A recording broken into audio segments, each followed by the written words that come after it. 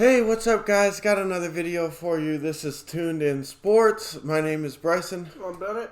And I'm Steve. And today we are bringing you more content.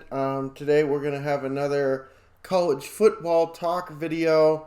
This will be the week. I'm not really sure what week it is for college football. I think it's week 4. I'm not entirely sure. But we'll call it week 4 preview.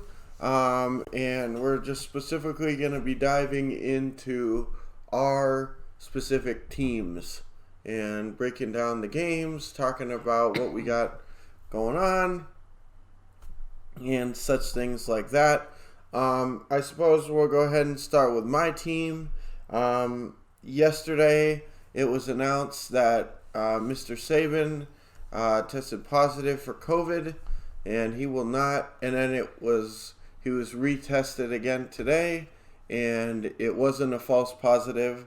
He does, in fact, have COVID. So that's going to throw a bit of a wrinkle into the game on Saturday as we take on the Georgia Bulldogs. Thankfully, we are at home, which I suppose helps some. But at the same time, he's one of the best coaches in that college football for a reason. So, it's definitely going to have somewhat of an impact. How big of an impact, I'm not really sure. But hopefully it'll be semi-minimal and we can still perform and play well. I think it's going to be even with him, I think it was going to be a difficult game, and without him, I don't think it's going to be any easier. It's going to take one of our better performances on both ends of the ball to pull out this victory, but I think it's going to be a tough one. Yeah, I would agree. I think, Saban's, probably the best coach in college football in my opinion, but the new grilled buffalo chicken, papadilla, tangy buffalo sauce, grilled chicken, and melty. But what I was going to say is he's one of the best coaches in college football, and to me, Alabama has the talent to be able to play with anybody, despite what coach is in there. I realize that coaching is a huge part of football, but talent-wise, I think they match up well with anybody. Sure. And so, no, I would agree with that. He and I know, as sure as I'm sitting here, even though he's not on the field, don't think for a second that he won't be involved in some way, shape, or form. I know there's rules against him being able to have any communication or whatever. And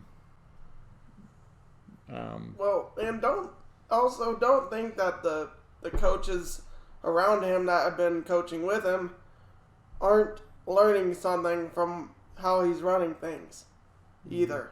Mm-hmm. So yeah, they're in good hands regardless of that he's there or not. However, Georgia is going to be a very tough test. But in essence, this game to me is kind of meaningless. It's a game, with two top level teams. But in my opinion, this game is just going to be a preview of what you're going to see. They're going to end up playing in the SEC championship game.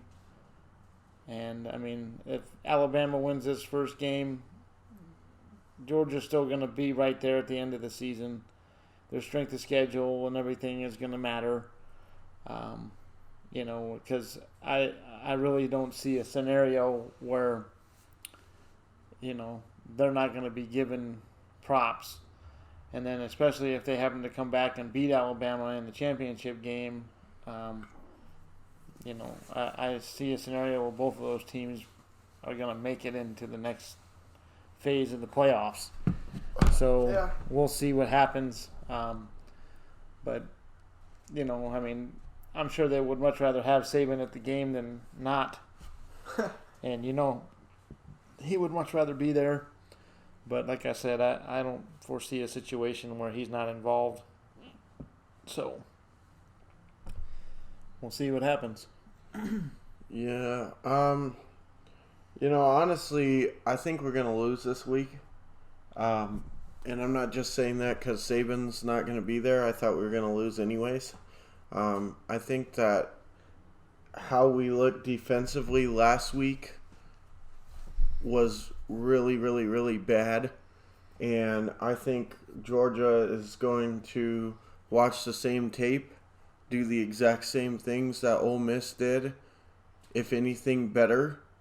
And defensively, we're not going to, or at least on their defense, we're not going to be able to score every drive. So I think they're going to end up, it'll probably end up being another shootout. And I think we're going to lose. Pretty sad to say that, but I honestly do. I don't believe we're winning this week. I think Georgia overall is a better team. And then when you include the fact that the head coach isn't going to be there, I think we have less of a chance than we did before. I realize we're at home. I realize the talent. I realize all that stuff. But I just feel that we're going to lose this week. And unfortunately, I don't like losing, but I'm just being realistic. And I think it was already going to be a very, very, very, very difficult game. And I think now it's going to be a very, even more difficult game. And unfortunately, I think at this point in the season, we don't have our T's crossed and our I's dotted yet. And I think they're going to show up and expose that. So, my personal opinion is I still think Alabama wins this game. Bryson's points are well taken, and I would tend to agree on most of them. However, Alabama's got nothing but 5-star athletes all over the field, and I don't think Georgia's played anybody with this type of offense that Alabama has either. Georgia's going to face the number one offensive line in college football. This quarterback they have is in the top 3 quarterbacks in college football. They notoriously have, nice weapons at the receiver position and running back position. So I just think it's going to be a situation where I would agree with Bryson that, there's going to be some scoring for sure. I don't see Alabama. That's the only part of Alabama that's a little bit on the downside right now is the defensive side, which is uncharacteristic for them. But I look at, even in years past, they lose so many people to the NFL every year. It doesn't shock me at all that they've gotten off to a little bit of a slow start, with the defense. Like I said, they lose virtually everybody that goes there is there for a year or two and then leaves. So, it's just a scenario that continuously happens for them. And, sometimes it's a little more difficult to get everybody on the same page, especially given the fact that there wasn't much of a preseason at all.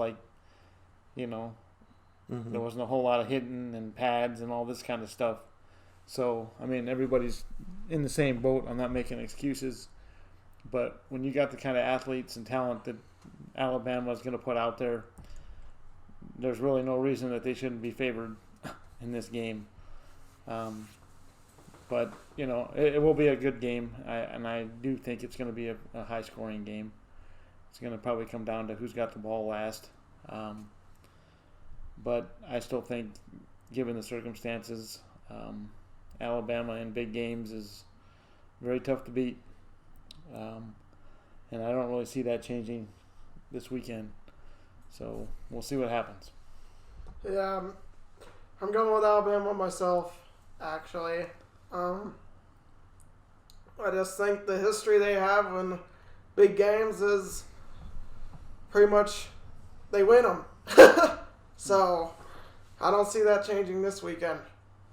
No, I mean it's very possible it could. Bryson's not off base here with his thinking, and you might even get a lot of people betting the other side this weekend, as far as from the betting standpoint. But it's games like this, where you got a team, in essence, now all of a sudden, because Saban's not there, and now it's like, oh, we're counting them out. They're going to count Alabama out. And that's all the motivation that's needed for a team like Alabama to say, okay, coach isn't here. Well, guess what? They're thinking we're all going to lose. All of them are thinking we're losing this game. So guess what? Let's give them Let's a little present, and let them know that we can win regardless of. Yeah. And I do think there'll be some of that involved with this. Because I really feel like for the first time, Alabama's coming into this kind of like with an underdog mentality, which is not something they're accustomed to having. So, you give those type of athletes a little chip on their shoulder, and you could be in for a long day. Yeah. But, I mean, like I said, Bryson's take on this is not off base by any means. This is just my opinion opposed to his opinion. Well, and I'm not saying I'm not saying we're definitely losing and we have zero chance to win. I hear everything that you guys are saying. I agree with a lot of it. I mean, we got, coaching aside, we got great players. Najee Harris is a beast.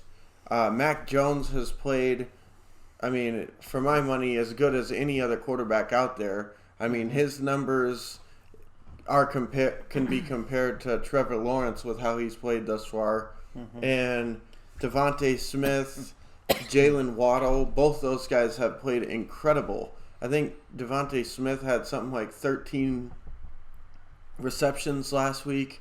Jalen Waddle had some crazy amount of receptions the first week. I mean, we got a great team. So I'm not trying to sell it short and say, oh, yeah, we're going to get creamed this week. I don't think we're going to get creamed.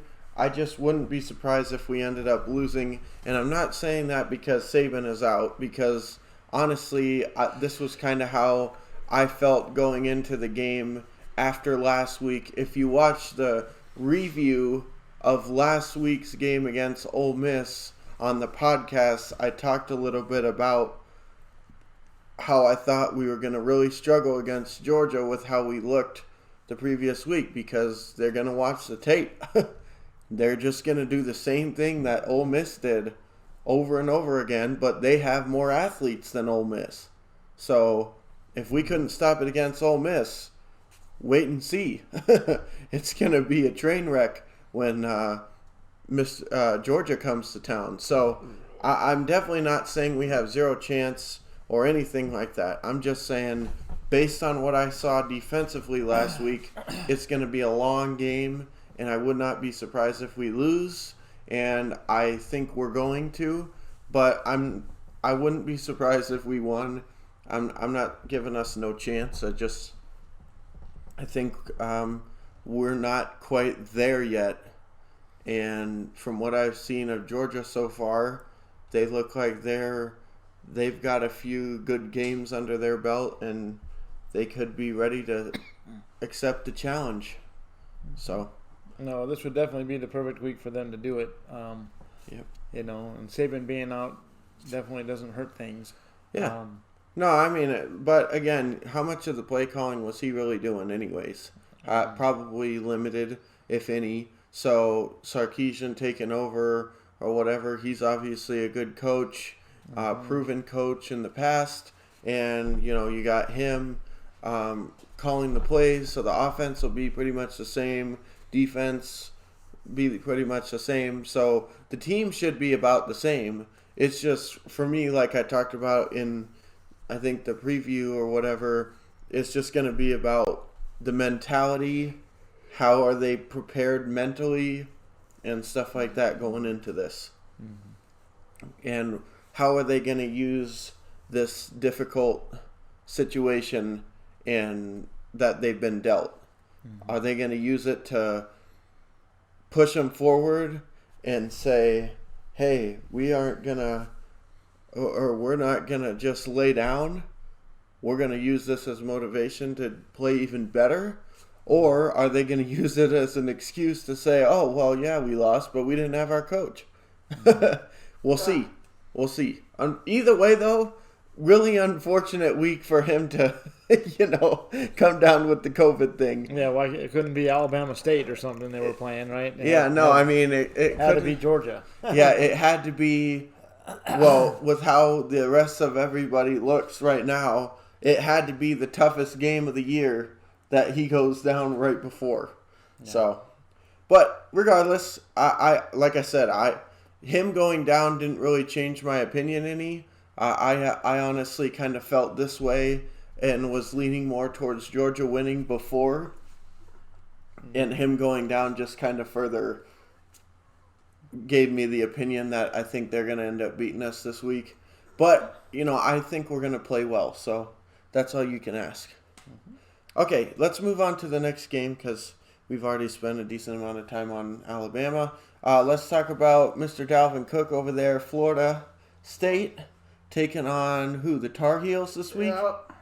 Is it in North Carolina or are you guys at home? I'm pretty sure it's in North Carolina, if I remember right. But unfortunately for me, I see this as a loss, but actually I think we're at home, aren't we? Yeah, we're at home actually. But anyways, unfortunately for me, I'm seeing this as another loss. But I mean, with how he played at against Notre Dame, with how he played against Notre Dame, I actually think if they play with that same mentality, we'll be in the game. So, I mean, we'll see what happens, but I just think overall North Carolina's probably the better team. And I think that's going to end up, causing them to lose. Mm-hmm. Well, I don't disagree. I think it's come down to, who's making plays and who's not. I was definitely encouraged by the showing last week against Notre Dame. They didn't lay down and just get steamrolled. They played them. And that game was a game for the majority of the game. So, I mean, kudos to, the coaching staff there at Florida State for taking was a abysmal effort the week before and turning around and showing up to play and having the team prepared. Now, with that being said, the coach wasn't at the previous game. He was in COVID. So, I mean, whatever the message, obviously, that he was trying to send didn't get sent the week before. But this past week, I mean, they definitely showed up to play. And there was some encouraging play by the quarterback. So I think, it's going to take a little bit of time. I mean, this coach especially, he needs to be given enough time to kind of get his players in there in order to make the changes that he wants to make. Because right now he's still playing with his other coaches' players. And, unfortunately, when you're at Florida State or one of these schools that has a history of winning, there's not a whole lot of time. Leeway.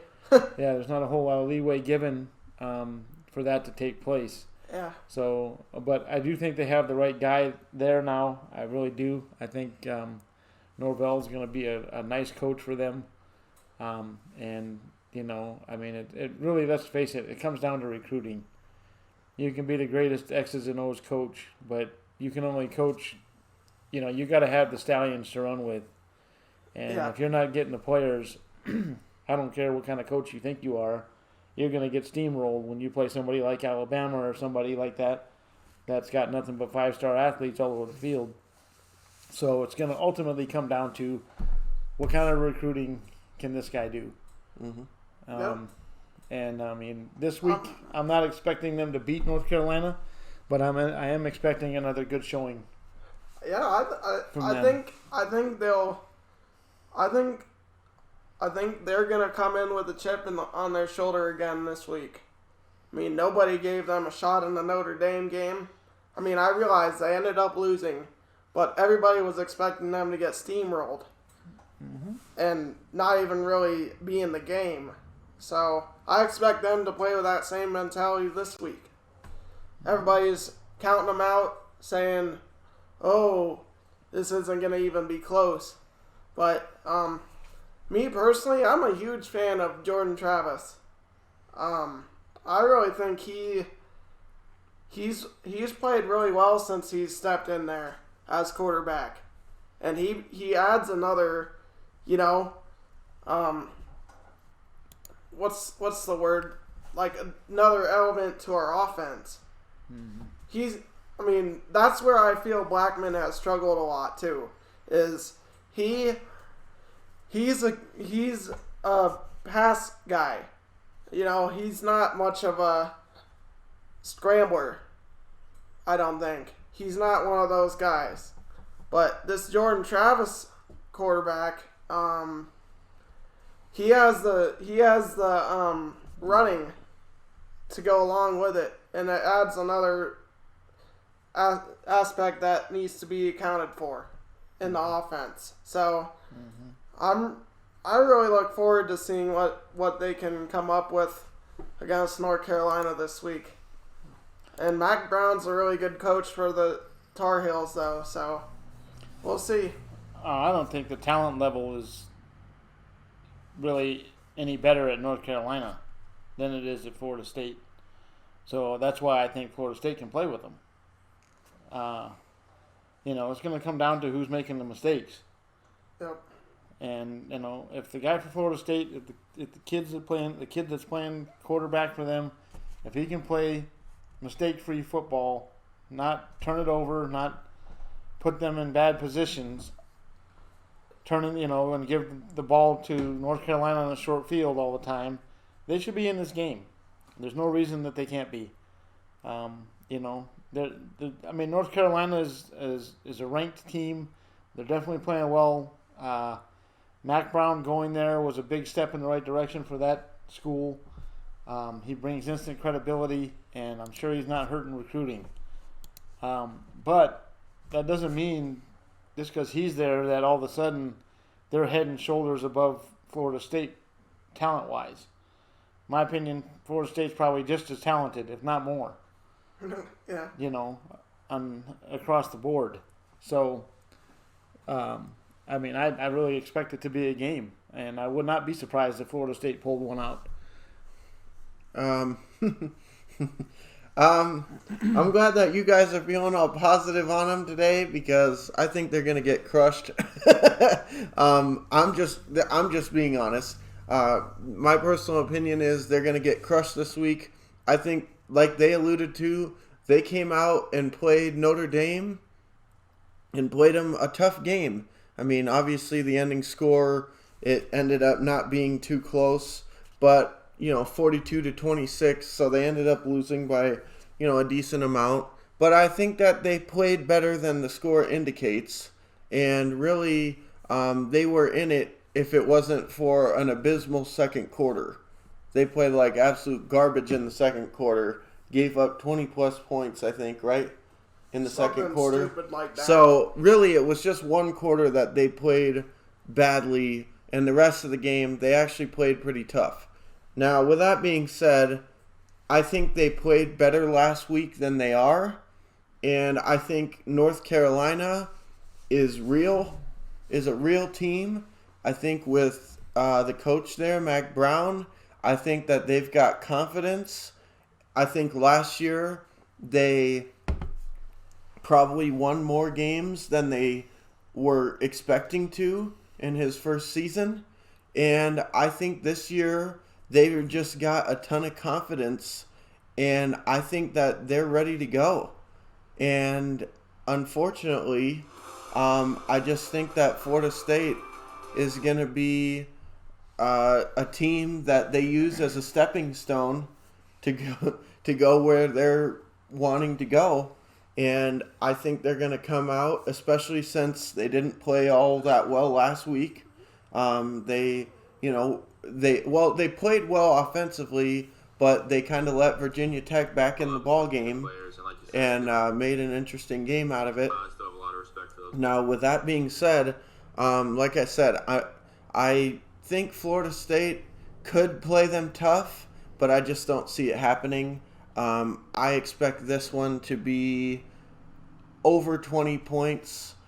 If I had to take a guess, I believe the ending score is going to be something like 45-17, something like that. I think they're really going to wipe the floor with them, and unfortunately, that's just how I see it. But, I'd be happy to be wrong.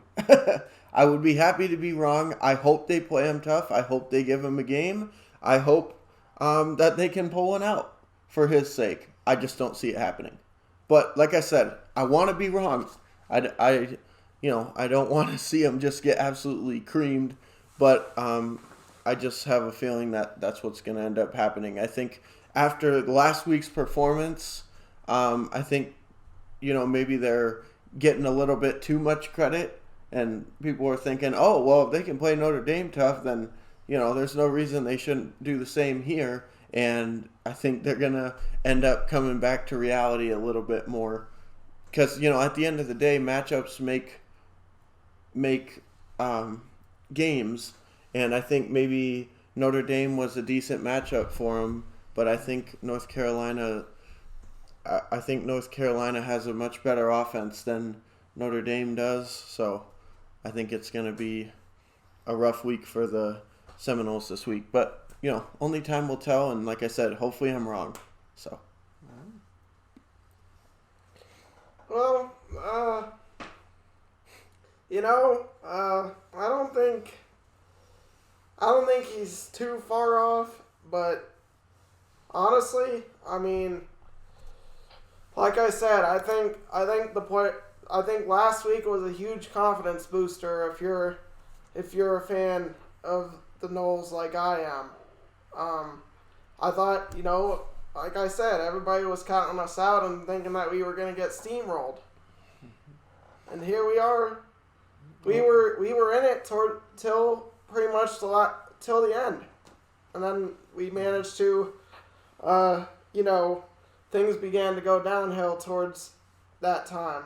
But, we were in the game, so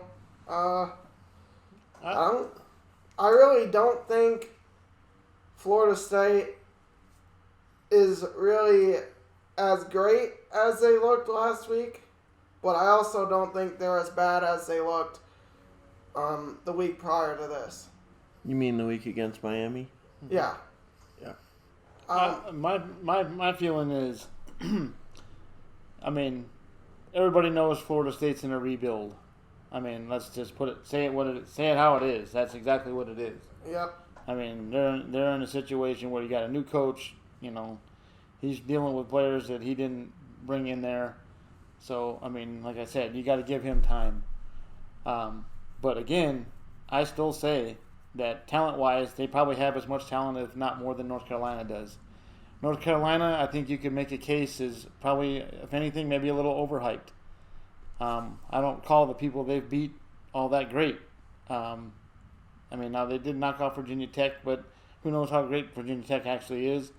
They scored 56 points in that game, but they gave up 45. So that tells me that North Carolina's defense is not all that great. They were in a tight game with Boston College. They are what they are. And Syracuse, they blew them out. But, Syracuse isn't exactly, Syracuse isn't one of the better teams in the ACC. But with that being said, I think there's, you could say what you want. State, I think on both sides. I think there's room, for discussion on both sides of that.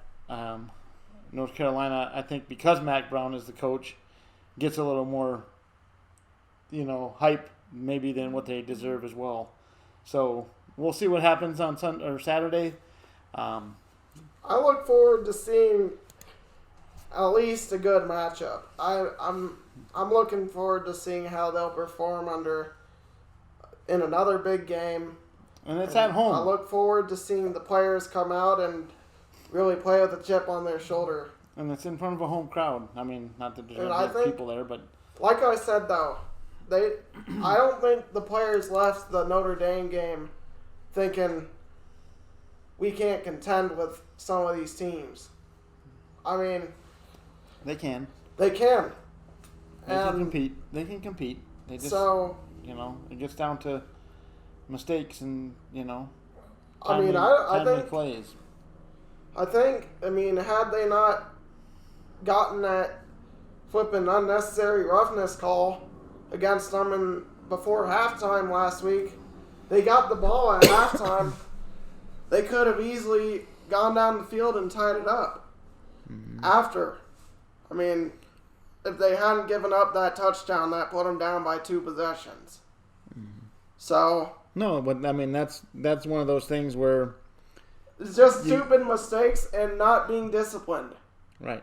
That's the main problem that Florida State's always been struggling with, especially over these past couple seasons. Yeah. But again, the coach wasn't even there. So yeah, I'm just saying though, that's always been one of their bigger problems there. Right. But the coach that had been there isn't there anymore. So this guy's got everything different, except for some of the players are still there. But it's going to take time. Florida State's not going anywhere this year. If they could get 5 wins or something like that, that'd be a great season for them. I don't see that happening though. That's the problem. We'll see. Like I said, I think they're a game team. They proved it last week. Like you said, they made a couple of mistakes. It cost them. And we'll just see where it goes. So, do we have any other games we want to discuss, or? Well, I know LSU is playing Florida this week. I think that's going to be a really strange matchup, just because LSU is just so weird this year. Even on years when they weren't as dominant as they were last year, they weren't usually losing games like we've seen them lose this year. Losing to Missouri, that never happens. Yep. Even in years when they didn't have Joe Burrow, that never happened. Yep. Mississippi State, again, there's another team thinking, oh wow, Mike Leach is here, they're for real. But outside of that win against LSU, they haven't looked like they are any better. If anything, they look worse thus far. Yeah. So it's just kind of like one of those things where it's like, LSU, what the hell is going on, man? I just don't get it. They seem like they're... and I also get, you win a championship, everybody thinks that their best is past, so they all went to the draft. But again, they're not unlike Alabama in that they're basically refilling and refueling every season. Because, just really SEC teams in general, or at least upper echelon, it's the same story with all of them. Where is the majority of the talent, especially on the lines and stuff, coming from year to year? Mm-hmm. It's coming from the SEC. A lot of it. You know what I mean? So, teams like Florida, Georgia, Alabama, some of the even Auburn to an extent, these teams are having to basically start over year in and year out. So I can't just, I'm not going to sit here and just say, oh, well, it's just because they lost so many players. They lose a ton of players every single year. And it never makes them look like they do this year so far. Now, I realize, again, too, going down from Joe Burrow, that's not an easy task. But, again, they've had quarterbacks and they've lost quarterbacks in the past. And usually they're better than this. Now, Florida, on the other hand, they're coming off a loss to Texas A&M last week. They're on the road. Florida, they look like one of the better teams. I was thinking Kyle Trask looks pretty solid so far. So I was really thinking that they weren't going to lose a game until Georgia. And then as soon as I did that, they lost. So it's a really intriguing matchup, but not necessarily for the right reasons, I guess you would say. It should be a key matchup, but it's going to end up being just another matchup. And I'm really interested to see, because somebody's going to have to lose this game. And if Florida loses, that's going to make them look like total garbage, because LSU is struggling this year so far. And if they lose this game, then they haven't even played Georgia yet. So the trajectory for their season is basically, all right, we're not doing anything because we're done. You know what I mean? We lost to Texas A&M. We lost to LSU, who's down. Texas A&M, they're better, but they're not great. We lost to them, and then we'll probably lose to Georgia. So that's 3 losses. They're out, essentially. Yep. If LSU loses, oh boy, 1-3, I think. Mm-hmm. They haven't been 1-3 to start a season since I started watching. Now, don't get me wrong. I know that this season is different. Normally, they got a couple cupcakes on the schedule, so they wouldn't be 1-3 unless they'd lost to, Coastal Carolina and Podunk State and, Prairie View Elementary or something. Mm-hmm. I get that, but I'm just saying, starting in the SEC, I can't remember the last time that they started 1-3. They're usually a top tier. It's usually between Alabama, LSU, and Auburn in the West for the most part, or at least it has been the last decade or so. Mm-hmm. And if they start 1-3, boy, oh boy, I don't know. So I think, like I said, this is a super intriguing game, but for all the wrong reasons. Because, like I said, somebody's going to have to lose, and if it's LSU, man, that's really bad for them. And if it's Florida, that's just going to make them look like crap, to be completely honest. That's just going to crap all over their season. And if it's LSU that loses, you got to wonder what's going on. So I think that's going to be interesting to say the least. Mm-hmm. I would agree. I think LSU starting 1-3 would be pretty unheard of. But like we've alluded to before, I mean, losing Burrow isn't an easy task to overcome. He was a great quarterback while he was there, and now he's on my Bengals tearing it up generally. But and Florida losing 2 straight weeks if they lose to LSU after just losing to Texas A&M. I've always been a Jimbo Fisher fan, former coach at Florida State, won him a championship. Always been a big fan of his, and I got Florida winning it though. Not to cut you off, but it looks like I'm reading here that the game is actually postponed. So I don't know if they had a COVID something going on down there. So I don't actually know when this game is taking place. It looks like it might not be on Saturday. So if that's the case, I don't know. And then I don't know. Let's talk about maybe one more.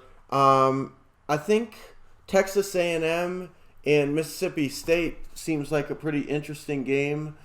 Speaking of Jimbo, the Aggies, they've played really well this season, actually. Their only loss was to Alabama. Oh, boy, What a was shame. Was that not a? I mean, is that much of a surprise? I don't think so. I was gonna say if you've only lost if you're only lost during a season is to Alabama, you got you got good things going. That's for sure. There's a lot of teams for a lot of years that can say that. You know what I mean? Oh man, we lost to Alabama again, but we beat everybody else. That that's just a common thing. Me personally, I think Texas A&M is serious. I think they're a really good team, actually. So yeah, no, they're solid. And like I said, Mississippi State, they're just a weird team because they came out week 1, and you're thinking, wow, look at the difference that what's his name made already. Mike Leach coming there, and they're already upsetting the number 1 team in the nation from last year. But then they come out, they lose to Arkansas, which. Arkansas is not one of the top tier teams in the SEC. They're not good. Now, that's in years past. This season, maybe they're better, but still, that's not a team that Mississippi State in years past usually lost to. Yeah. Then, the next week, they follow that up with a 24-2 loss to Kentucky, of all teams. Speaking of teams that people weren't losing to at Mississippi State. Now, I get it. Kentucky's better now. But even with them being better, I mean, defensively, 24-2, 2 points. Offensive guru Mike Leach, 2 points. That doesn't make a whole lot of sense to me. Yeah, and that would mean that they never even scored because it would have been a safety. Yeah, so the offense literally did nothing. Because the safety, that's the defense making a play. So that means literally the offense did nothing. Which is even in his past years, even games they lost, you could guarantee the offense putting up some points at Washington State and Texas Tech or wherever it was that he was at before then. Mm-hmm. You can at least count on the offense scoring. So I don't know. We'll see what this game looks like. It is a home game for Mississippi State, so it should be interesting. But I'm just interested to see what Mississippi State shows up. I think Texas A&M is going to win it pretty handily. I would have to agree. I think Mississippi State is apparently miles away from being good. I mean, all I can do is look at what they've done the 2 past weeks. Yeah. And I mean, it's one thing to lose, but it's another to be embarrassed. Yeah. And not even be participating in the game. Yeah. And that's what happened last week, essentially. Right. I mean, to me, that's just And I had laid some money on. They cost me a ticket because of how bad they played last week. Yeah. I would have won my ticket had they shown up to the game. Yeah. And you look at it and you think, wow, they came out and beat LSU week 1, but now look at LSU. Yeah. Even that win doesn't look very impressive because they're struggling. Yeah. So it's like, man, even their win wasn't that great, and then they were in a tight game with Arkansas, who's usually pretty crappy. And they got blown out by Kentucky. Yeah. So it's like, man, what? The trajectory for the team all of a sudden is looking like a spiral curve in the wrong direction. Well, I mean, again, here we're quick to criticize, but again, especially with Mike Leach, is that he doesn't have any of the players that No, exactly. that he's brought in. No, exactly. He doesn't have his quarterback. He has nothing but what was already there. Yep. So, and I'm not taking anything away from the guys that are already there. That doesn't mean that the coach there before him was incapable, was doing a horrible job. Yeah, the system that he's running maybe doesn't fit the team as it sits now. Yeah. No, I thought the guy that was there before him did a fine job. I mean, Mississippi State, for quite a few years, they haven't really been anything to scratch at, but he's the guy before him put some quality teams on the field, and for my money, The last handful of coaches they've had there have turned that program from, an easy win to a competitive school. And I think that's why they were able to attract a Mike Leach. You know what I mean? Yeah. Away from Washington State or somewhere else. I think they were able to attract because they're kind of one of those teams that's on the map now. They're looked at as hey, they're nothing to sneeze at. And so good on them. But, unfortunately, the potential and what we've seen so far hasn't added up. But like you said, there's a lot of reasons for that. He didn't have his players and stuff like that. Even with that being said, though, I mean, you would expect a Mike Leach offense to at least score a point. Yeah. So, but I think Texas A&M, should win that game. I think they're a solid team. And to be completely honest, I don't know what the rest of their schedule. Oh, actually, now I do. They got to play LSU, Auburn. Well, obviously the teams from the West, and then as far as the East, they're playing South Carolina, Tennessee, and that's it. So as far as I'm concerned, Ole Miss is going to be a tough game for sure. LSU, I think they should beat. And Auburn, depends what Auburn shows up. But I think they should be in that game, if not win it. So as far as I'm concerned, I think they'll beat Tennessee too. That'll be a tough game too, but I think they can win that one, even though they are on the road. And then Ole Miss. So as far as I'm concerned, if they can beat Ole Miss and Tennessee, and Auburn, but I think from what I'm looking at, if they beat Ole Miss, there's no reason they can't run the table here. I really give them a chance. They're not playing Georgia. They already played Alabama and lost, but, they played a reasonable game. They beat Florida last week. So I give them a chance to run the table, honestly. And from what I've seen of Auburn this year, I'm not impressed. No, I'm not impressed either. So I give them a great chance to run the table. I think their toughest game, like I said, is Ole Miss. Because Ole Miss, you got that offense is insane. So they're gonna be in a shootout on that week. But apart from that, I think they could easily run the table because they're not playing Georgia. If they were playing Georgia, I give them probably one more loss. But they're not playing them. So great. And then the other thing is they're because they played Alabama already and lost to them. If they don't win again, even if Alabama loses, they don't have to play in the championship game against Georgia because they lost the head-to-head. So, in some respects, I'm sure they'd like to be SEC West champions. But I'm just saying, if it goes like years past where they get two teams in, like remember the one year Alabama and Georgia got in to the playoff because one of them didn't even play in the thing. Mm-hmm. That could easily happen again this year. Yeah.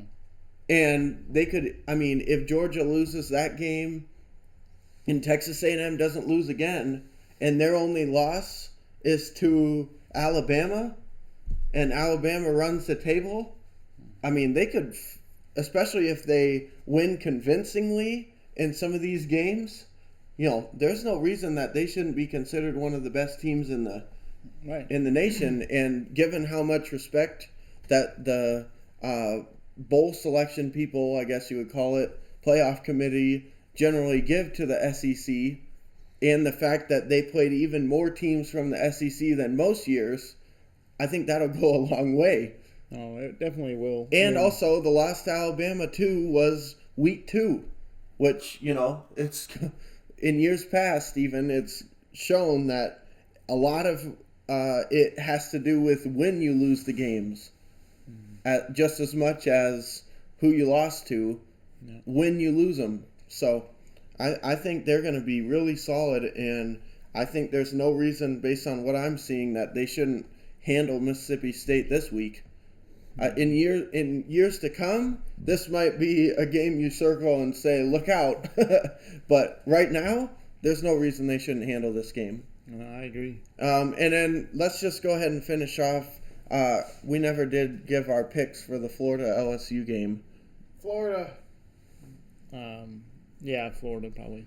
Yeah, Florida. Like I said, I don't know when that game's happening because it says it's postponed. I didn't hear that until just now. But yeah, I'd say Florida and LSU. Man, that's going to be a tough one for them. And moving forward, I mean, I don't see LSU staying down. No, I don't see them staying down. But I think by wasn't. the end of the season, they're going to be playing a much better brand of football. And with that being said, that's why I don't necessarily think Texas A&M is going to walk into LSU or wherever, or I guess LSU is going there. But I'll bet you that's going to be a much tougher game than we're giving it credit for right now, just based on records. Yeah. No, well, I'm just saying if they... LSU's not going to go in there and just get hammered. There's no way. I don't see it. Well, all I can say is if they don't improve, they very well could. No, well, that's what I'm banking on, is that there's going to be some major improvement between now and then. Yeah. Because that game's, quite a ways down the road. And, I mean, all these guys that are young players that LSU's got on the field right now, they're going to have much more game experience, and they're going to start to gel as a team. And they got too many athletes to be that bad. So we'll see. But I would agree. I mean, Texas A&M definitely is, definitely a game football team, and they deserve whatever, credit they're getting right now because, they play well. And Jimbo Fisher does a good job of motivating players and getting the most out of his team. And kudos to him, for, going to Texas A&M to begin with. I mean, he had a pretty nice situation in Florida State, and when he left there, it pretty much handicapped the program. Yeah. And to which Florida State has not recovered from. No. So, I mean... No, they haven't been anywhere close to the same team since he left. No, I mean, in my opinion, it was probably that he saw the writing on the wall and knew that recruiting wasn't going as well as it has in the past. Yeah. And I'm getting out of here before the walls come crashing down. So, I mean, and kudos to him for doing that. If he did see the writing on the wall, I mean, and it wasn't easy for him either to walk into the position that he went into when he took over Florida State, because Bobby Bowden's one of the all-time great coaches, one of the winningest coaches of all time. It's not easy to come in and fill somebody's shoes like that, and he did an admirable job given the situation. Like we said earlier, won him a championship. But I mean, and I think he was probably a lot more involved in the day-to-day operations there, even towards the end when Bobby was there. Because, the last few years that Bobby was head coach, I mean, I don't think he was doing a whole lot of coaching. I think he was just kind of standing on the sidelines looking important. But I don't think that he was doing a whole lot of play calling or anything. I think he was pretty much, I think Jimbo Fisher was kind of leading that team. Yeah, I think Bobby was grooming him into the role, and I think he was more the figurehead, but wasn't doing a lot of the behind-the-scenes stuff like he used to. No, I mean, and that was just due to age. I mean, and I'm not here to criticize Bobby Bowden by any stretch of the imagination. That guy deserves nothing but respect. Yep. And I'm definitely not here to criticize him. But hell, even if that is the case, he still had that team playing damn well. Yeah. So hey. Well, I just think that I think Jimbo was doing a lot of the head coaching stuff before he ever became head coach. Yep, and the thing is too is you want to if you want to criticize Mr. Jimbo for he took over the best coach and he's just rode his coattails. Well, look what Florida State's done since he took off, and look what Texas A&M is doing now that he's there. Since he's arrived, yeah. They are only getting better, and Florida State's only gotten worse. Yeah. I mean, say what you want about Jimbo, but he had that team a lot more competitive, and he didn't have them in games with Jacksonville State. You know what I mean? So, hey, you can criticize him if you want to, but he obviously was doing a pretty decent job there. And he has a name, too. So, yeah, I was pretty upset when he left in the first place. But hey, it is what it is. Just goes to show you, I mean, like they were saying earlier, I mean, look at the state of the two teams now. Yeah. He's going to Texas A&M, and they're known as one of the better teams in college football now. Yeah. And we're below average. Yeah, well, and more importantly to me, it goes to show the thing that we talk about, and like Dad's mentioned about Michigan a handful of times, be careful what you wish for. Because all the fans were getting restless and saying, oh, Jimbo, he's not that good. We don't think he's got the heart of the team anymore. And all the talk. Let's get rid of him. Oh, his time's up. We've seen enough.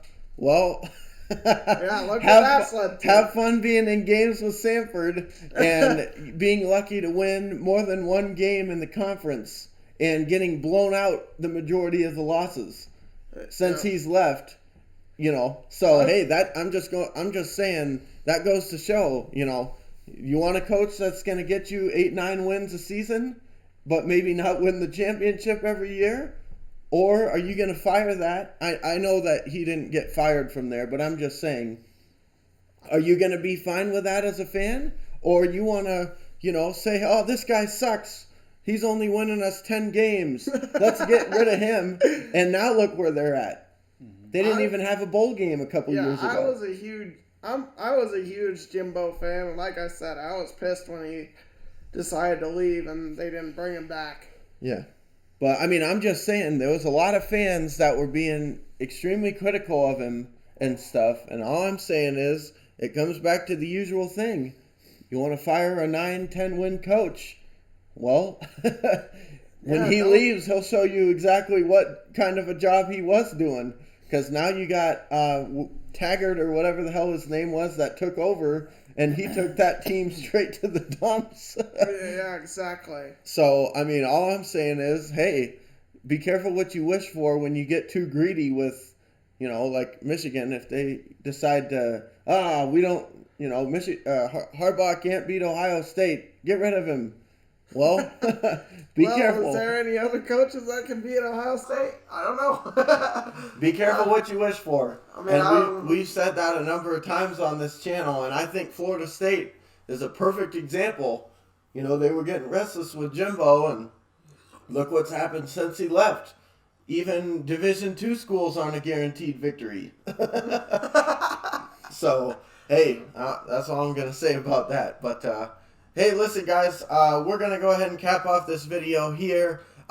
This was just our thoughts on the upcoming week of college football from Alabama, Florida State, touching into a couple other games as well. If you guys like the content, make sure you hit that like button. Subscribe if you haven't already, and make sure if you guys have any comments, any thoughts on either the Alabama game, the Florida State game, or just any of the other games that we didn't talk about or that we did, make sure you leave a comment and share your thoughts with us as well. We'd love to hear from you. So with that being said, guys, my name is Bryson. I'm Bennett. And I'm Steve. And we'll see you guys in the next video.